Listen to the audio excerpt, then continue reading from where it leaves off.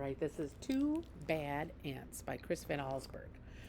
Chris Van Allsburg has written many, many other books out there, and you might be familiar with a Christmas one that he has written, or one where he took you into space. But so he has, or one that was turned into several movies now. So we've got the Polar Express, he's got Jumanji, he's got a whole bunch of different ones. So, but this one is Two Bad Ants. Two Bad Ants. And we're talking again about perspective. We're talking about seeing things just from our own perspective. So it's trying to see from a different point of view, a different perspective here. And here's our two bad ants.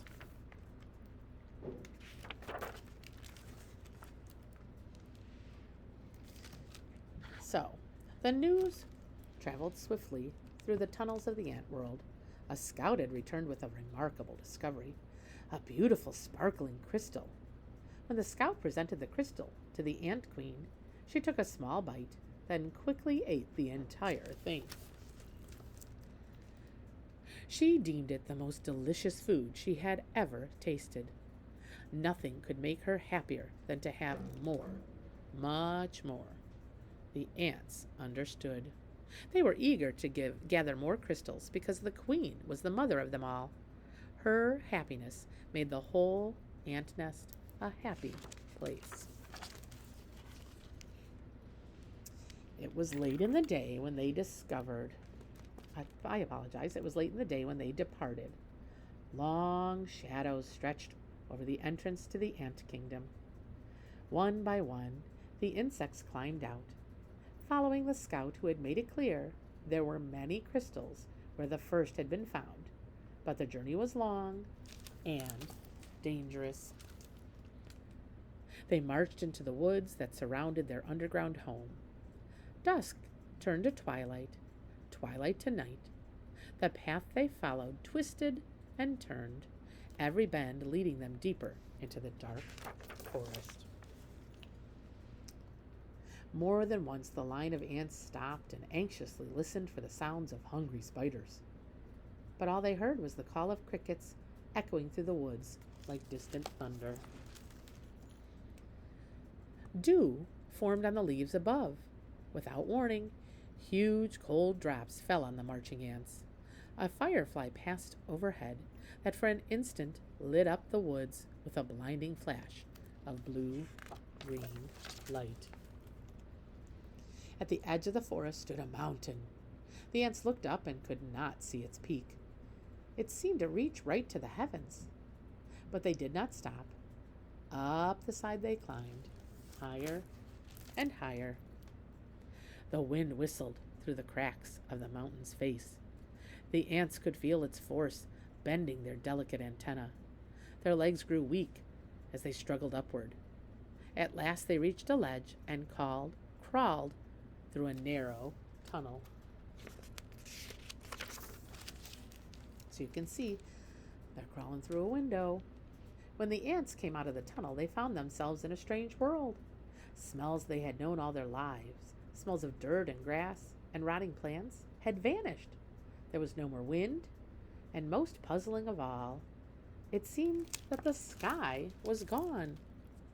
They crossed smooth, shiny surfaces, then followed the scout up a glossy, curved wall. They had reached their goal. From the gap of the wall, they looked below to see a sea of crystals. One by one, the ants climbed down into the sparkling treasure. So you can see right away that everything from their perspective looks a lot different than it does for us. Now, what do you think it is? You can see part of the jar there. You can see them carrying the crystals. Quickly, they each chose a crystal, then turned to start the journey home. There was something about this unnatural place that made the ants nervous.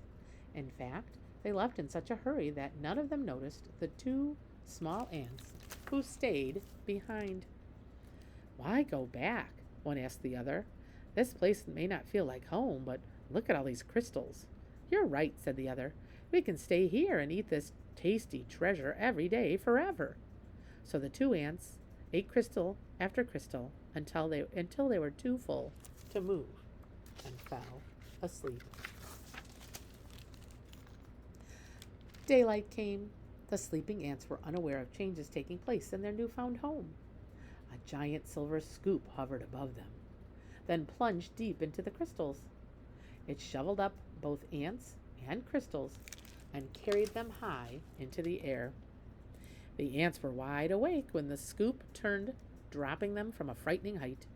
They tumbled through a space in a shower of crystals and fell into a boiling brown lake. What could that be? A boiling brown lake that you might put those crystals in, those sugar crystals in. Then the giant scoop stirred violently back and forth. Crushing waves fell over the ants. They paddled hard to keep their tiny heads above water, but the scoop kept spinning the hot brown liquid. Do you think that maybe it might be some coffee? Could be.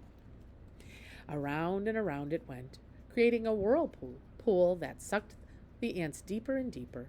They both held their breath and finally bobbed to the surface, gasping for air and spitting mouthfuls of the terrible, bitter water. Then the lake tilted and began to empty into a cave. The ants could hear the rushing water and felt themselves pulled toward the pitch-black hole. Suddenly the cave disappeared and the lake became calm. The ants swam up to the shore and found that the lake had steep sides. They hurried down the walls that held back the lake. The frightened insects looked for a place to hide, worried that the giant scoop might shovel them up again. Close by, they found a huge round disc with holes that could neatly hide them. What could that be? But as soon as they climbed inside, their hiding place was lifted, tilted, and lowered into a dark space. So they went into a bagel. When the ants climbed out of the holes, they were surrounded by a strange red glow. It seemed that every second the temperature was rising. And it probably was, because they were in a toaster. It soon became so unbearably hot that they thought they would soon be cooked. But suddenly the disc they were standing on rocketed upward, and the two hot ants were flying through the air.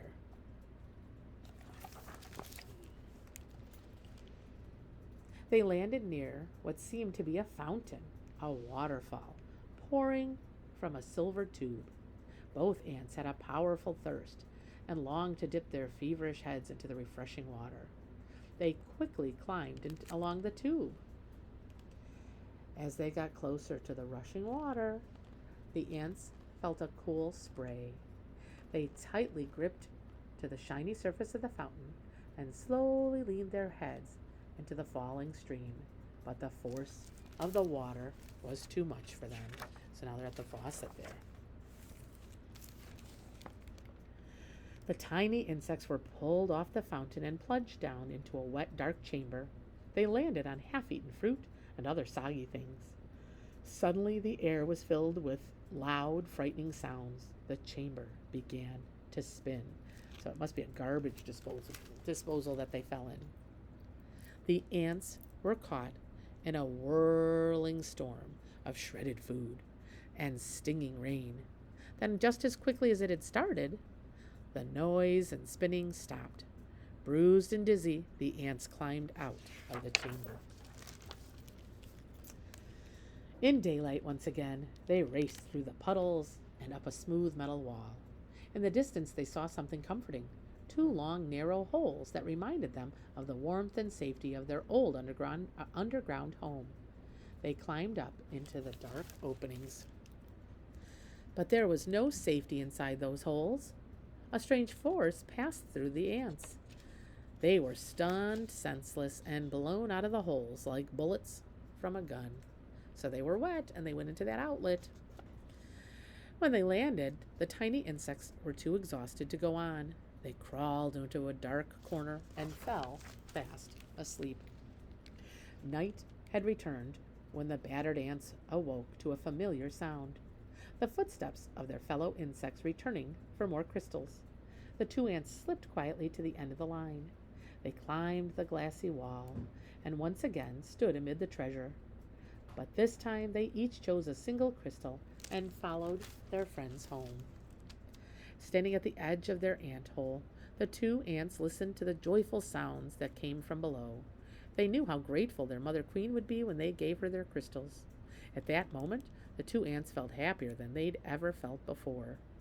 This was their home. This was their family. This was where they were meant to be. The end. So there's a lot in that book that we as a group can unpack.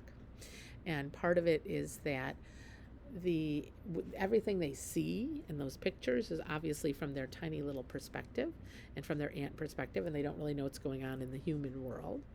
And part of it is that they were being very selfish and seeing things from their own point of view.